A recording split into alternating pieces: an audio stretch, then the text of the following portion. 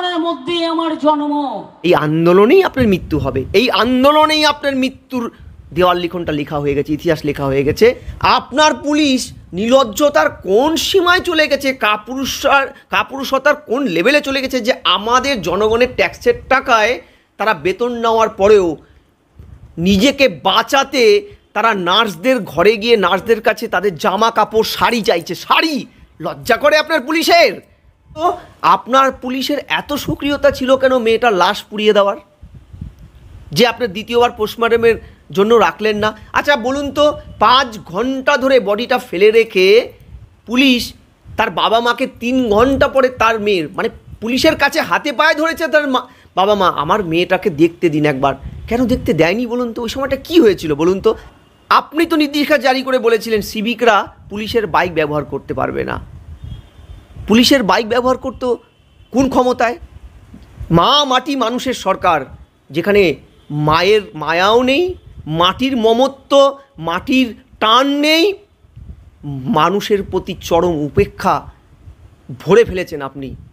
দেখুন, কালকে আমাদের ভারতবর্ষে বলবো না, সারা পৃথিবীর ইতিহাসে একটা ঐতিহাসিক সন্ধিক্ষণ, যে কোনো একটা রাজ্যের স্বরাষ্ট্রমন্ত্রী, পুলিশ মন্ত্রী, স্বাস্থ্যমন্ত্রী তার ব্যর্থ দপ্তরের বিরুদ্ধে নিজের পদত্যাগ চেয়ে নিজের দপ্তরের ব্যর্থতার সপক্ষে বিচার চেয়ে রাস্তায় নেমেছেন। পৃথিবীর ইতিহাসে এমন হাস্যকর ঘটনা চার্লি চ্যাপলিনও করেননি।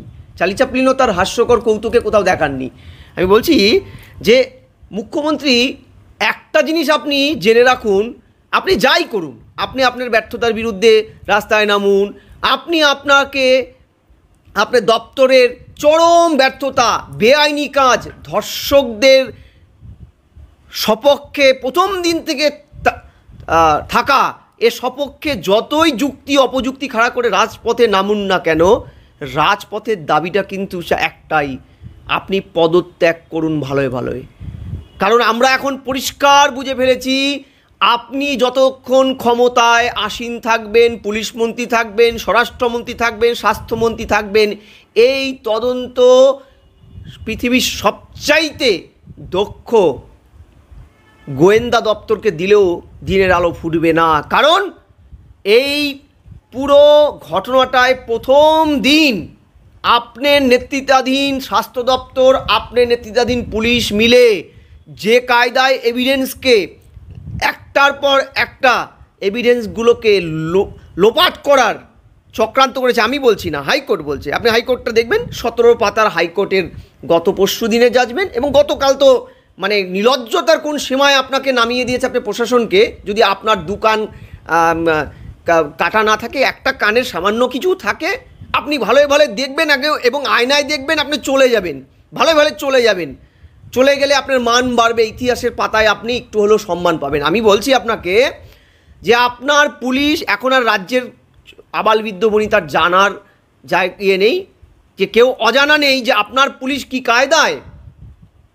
কায়দায় পুরো ধর্ষণের ঘটনাটাকে, এভিডেন্সগুলোকে ট্যাম্পার করেছিল। আমি বলছি যে আপনারই তো কাছের লোক, তাই না? আপনার এই লোকে বলে আপনার ভাঙা পা, মানে লোকে বলে অবশ্য আপনার ভালো পাটাই ভাঙা দেখিয়ে প্লাস্টার করেছিল শুনেছিলাম। এই আপনারই মানে কি বলবো, আপনারই ভাইপো গোছেরই একজন গুণধর সন্দীপ ঘোষ, যেই সন্দীপ ঘোষকে আপনি দাঁড়িয়ে থেকে অ্যাওয়ার্ড দিয়েছিলেন কি কারণে? না, সন্দীপ ঘোষ অধ্যক্ষ, যার হোল রেসপন্সিবিলিটি, সেই সন্দীপ ঘোষ তার নেতৃত্বাধীন আরজিকর মেয়েটির বাবা মাকে প্রথম থেকে মিসগাইড করেছিল পুলিশ দ্বারা, কখনো তার আরজিকরের কর্তৃপক্ষ দ্বারা।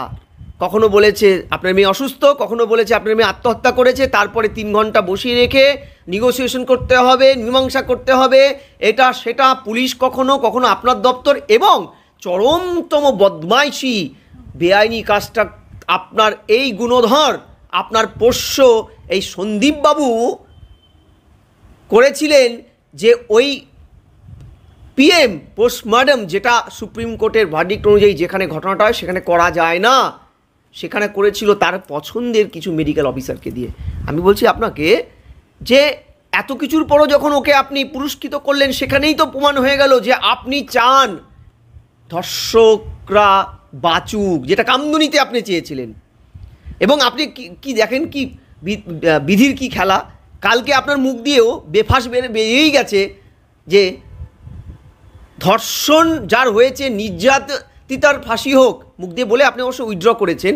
উইথড্র করেও আপনি যে বেসামাল, আপনি যে নাগরিক, এই যে নাগরিক সমাজের এই আন্দোলন, সিভিল সোসাইটির যে আন্দোলনে আপনি যে বেসামাল, আপনি যে সিঁদুরে মেঘ দেখা শুরু করেছেন প্রথম দিক থেকে, তা প্রমাণ হয় যে আপনার দলের 11 জন মহিলা সাংসদ, তার মধ্যে 2 জন আবার আরজি করের প্রাক্তনী চিকিৎসক, তাদেরকে নিয়ে যখন আপনার বিরুদ্ধেই রাস্তায় নেমেছিলেন, তখন আপনার কিন্তু মাথা ঠিক ছিল না, আপনার মাথা খারাপ হয়ে গেছিল। তাই আপনি বেফাঁস ভুলভাল চিরাচরিত রীতিতে আপনি বেফাঁস বলতে গেলেন।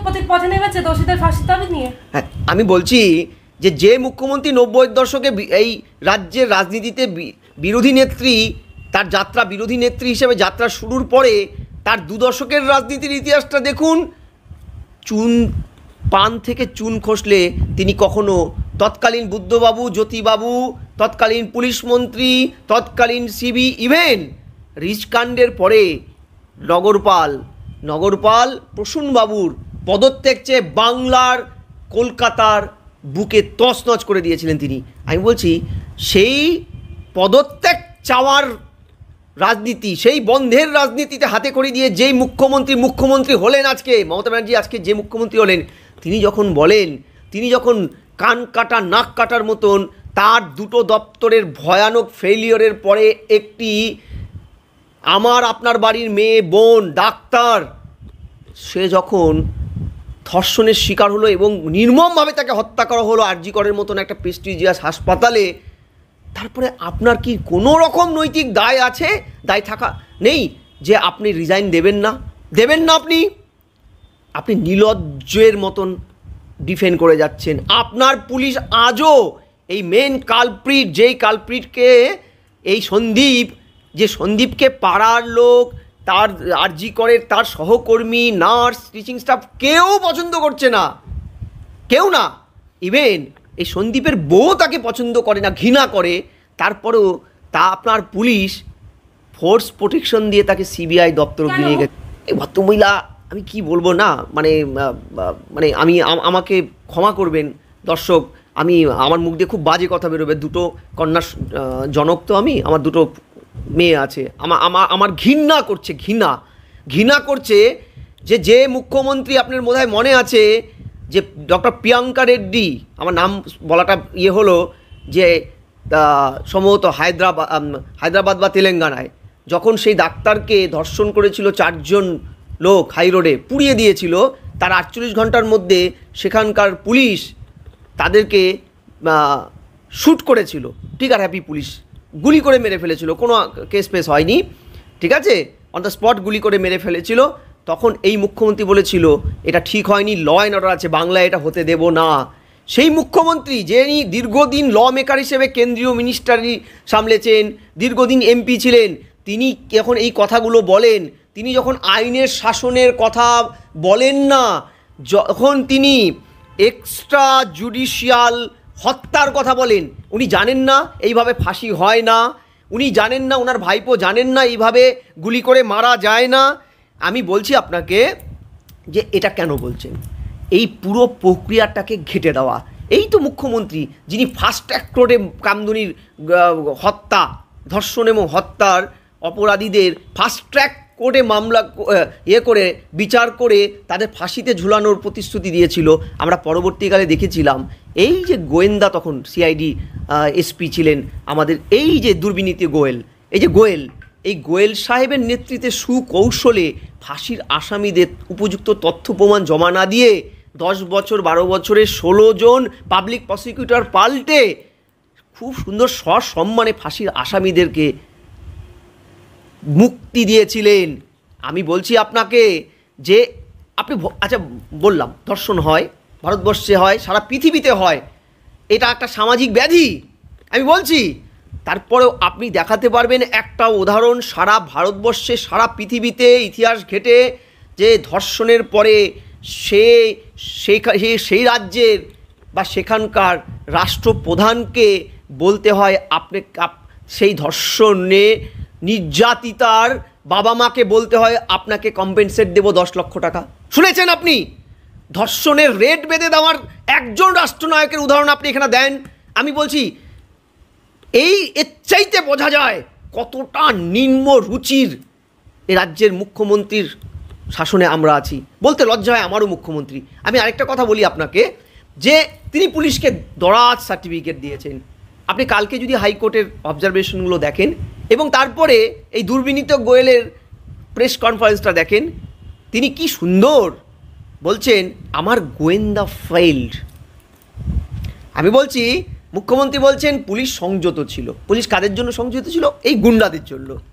আবার কালকে দেখুন, কালকে একটা শান্তিপূর্ণ গণ আন্দোলন, সর্বাত্মক একটা বন্ধ, সেই বন্ধটাকে আটকাতে রাজ্যের পুলিশ কতটা সক্রিয় ছিল যে ছেলে মেয়ে নির্বিশেষে ছেলে পুলিশ, হাফ প্যান্ট পরা পুলিশ, গেঞ্জি পরা ইউনিফর্ম ছাড়া পুলিশও রাজপথে তাণ্ডব করেছে।